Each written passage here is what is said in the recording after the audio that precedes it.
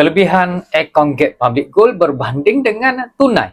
Anda masih menyimpan duit tunai, tetapi penyimpan yang lebih bijak telah pun beralih kepada akaun emas Get Public Gold. Ingin tahu kenapa?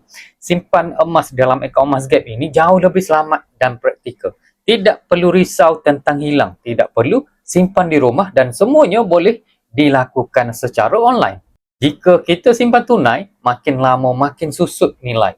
Dan simpanan tunai ini bocor kerana kita selalu guna. Tetapi bila simpan dalam akaun emas Gap, nilai emas semakin kukuh, ianya lawan inflasi. Dengan akaun emas Gap, anda boleh mula serendah RM100 dan ke atas. Emas anda disimpan di dalam Vault Public Gold. Dan bila cukup gram, boleh keluarkan emas fizikal bila-bila masa.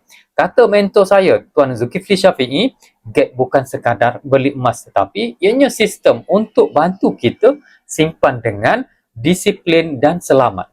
Simpan emas secara moden dan selamat dengan akaun Get Public Gold. Mulakan serendah RM100 dan ke atas, bina simpanan sebenar yang kalis inflasi. Untuk mulakan tabungan, hubungi saya untuk bimbingan, like dan follow video ni untuk info emas yang seterusnya. Assalamualaikum.